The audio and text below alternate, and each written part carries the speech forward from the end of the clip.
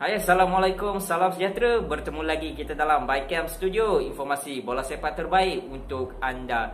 Jadi untuk video kali ini aku nak bercerita, bersembang tentang 7 pemain Malaysia paling mahal dalam nilai pasaran, right? Nilai pasaran bukan gaji, berdasarkan laman web transfermarket.com. So aku ambil ni data yang terbaru lah, berdasarkan Julai 2021. Jadi siapa pemain tersebut? Tanpa kita membuang masa, let's check out this video. Yang ketujuh adalah Matthew Davis dengan harga 300k euro bersamaan dengan 1.5 juta ringgit Malaysia.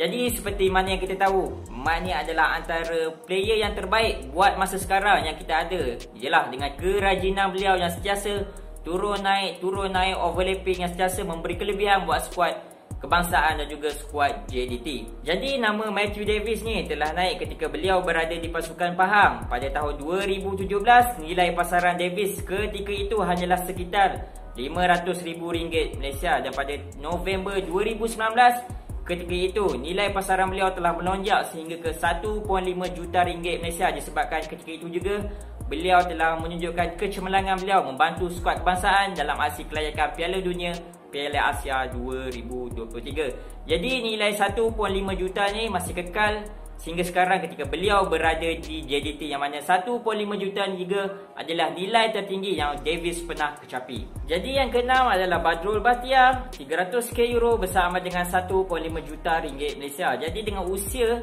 33 tahun ni, kita tahu Badrul ni merupakan seorang yang cukup setia dengan pasukan Kedah. Jadi mungkin nilai pasaran beliau yang tinggi itu disebabkan kesetiaan beliau kepada pasukan Kedah. Yalah, kadang-kadang nilai pasaran ini juga diambil faktor disebabkan kesetiaan, loyalty setiap pemain kepada sesebuah pasukan tersebut. 58 cap bersama pasukan Malaysia dan hampir 200 lebih perlawanan dengan pasukan Kedah dengan menjaringkan hampir 76 gol, menunjukkan beliau ni merupakan antara pemain yang cukup baik di Malaysia. Jadi sebenarnya nilai 1.5 juta ringgit Malaysia ni bukanlah nilai yang tertinggi pernah Badrul capai, yakni pada tahun Disember 2017. ketika itu nilai beliau hampir mencecah 1.7 juta ringgit Malaysia.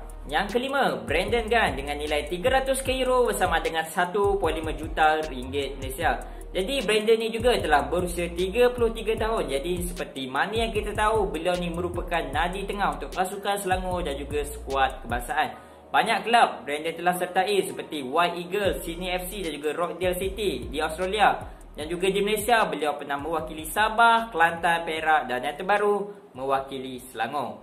Jadi ketika permulaan karier beliau di Sydney FC, nilai pasaran Brandon Gunn ketika itu hanyalah sekitar RM500,000 Malaysia dan telah mencapai kemuncak pada November 2019 ketika beraksi bersama pasukan Perak dengan nilai 1.7 juta ringgit Malaysia. Jadi 1.7 juta ringgit Malaysia merupakan nilai tertinggi yang pernah dikecapi oleh Brandon Gunn. Yang keempat, Safawi Rashid dengan juga nilai 300k euro bersama dengan 1.5 juta ringgit Malaysia.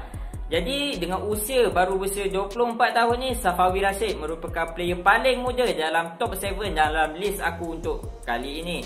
Jadi seperti mana yang kita tahu, Safawi Rashid ni telah banyak memenangi pelbagai anugerah termasuk MVP pada tahun 2018, 2019 dan juga aksi cemerlang beliau ketika membantu skuad bawah 23 tahun layak ke suku akhir Piala Asia bawah 23 tahun 2018 dan juga menewaskan Korea Selatan 2-1 ketika Sukan Asia 2018 jika korang masih ingat ketika itu. Jadi kalau kita tengok prestasi Safawi baru-baru ni sedikit merosot, mungkin disebabkan beliau belum recovery 100% daripada kecederaan beliau yang beliau alami pada awal bulan 3 yang lalu. Jadi untuk nilai pasaran Safawi pada tahun 2017, pada ketika itu nilai beliau adalah sekitar RM380,000 Malaysia dan pada tahun 2019 nilai pasaran beliau telah melonjak naik sekitar 1.5 juta ringgit Malaysia disebabkan aksi cemerlang beliau ketika bersama dengan pasukan JDT ketika itu. Namun pada tahun Disember 2020, nilai pasaran Safawi telah turun sekitar RM989,000 Malaysia disebabkan tiada aksi kompetitif langsung untuk Safawi bersama skuad senior Portimonense. Namun nilai pasaran Safawi kembali melonjak naik selepas beliau menyertai JDT dengan nilai pasaran sekarang sekitar 1.5 juta ringgit Malaysia. Yang ketiga, Liridon Krasniki dengan nilai 350k euro bersama dengan 1.7 juta ringgit Malaysia. Aku rasa confirm ramai yang tak puas hati, yang tak percaya dengan nilai pasaran Liridon sekarang, dengan prestasi beliau yang Allahu Akbar lah ketika aksi kelayakan baru-baru ni. Tapi nak tak nak kena percayalah yang Liridon ni merupakan player yang ketiga termahal kat Malaysia buat masa sekarang. Jadi untuk pengetahuan korang lah sebenarnya, alright, sebenarnya nilai 350k euro ni merupakan nilai yang rendah untuk Liridon. Sebab apa? Beliau ni pernah capai sehingga 500k euro bersamaan dengan 2.5 juta ringgit Malaysia untuk nilai pasaran beliau ketika beliau bersama dengan pasukan Kedah pada tahun 2017 dan pasukan di kelab Turki iaitu FAK Yespor pada tahun 2014. Weh, aku rasa waktu tu kalau orang beli Liridon dari Kedah memang cukup-cukup kaya lah Kedah. Jadi nilai Liridon ni semakin turun pada tahun 2019 ketika beliau di JDT. Hanya ketika itu 450k euro dan semakin turun sehingga hari ini. Yang kedua, Corbin Ong dengan nilai 350k euro bersama dengan 1.7 juta ringgit Malaysia. Yang ini aku memang cukup setuju untuk Corbin berada di kedudukan kedua. Ialah kalau kita tengok komitmen beliau untuk pasukan negara, komitmen beliau untuk pasukan JDT, memang ia bagi 100% ketika berada di padang. Yang ini memang aku cukup setuju untuk Corbin Ong berada di kedudukan kedua. Jadi untuk nilai pasaran Corbin Ong pada tahun 2014 bersama dengan pasukan Berliner AK7 pada ketika itu hanyalah sekitar 50k euro dan telah naik lagi kepada 175k euro dan naik lagi kepada 275k euro bersama dengan pasukan Frankfurt pada tahun 2017. And then pada tahun November 2019 selepas aksi cemerlang beliau ketika bersama dengan pasukan JDT dan juga Malaysia, nilai pasaran beliau terus melonjak kepada 325k euro ketika itu dan kemuncaknya adalah pada tahun Jun 2021 ini yang mana nilai Corbin Ong ketika ini sehingga mencecah 350k euro bersama dengan 1.7 juta ringgit Malaysia. Dan yang pertama adalah John Scholes dengan nilai 1.5 miliar euro bersama dengan 7.4 juta ringgit Malaysia.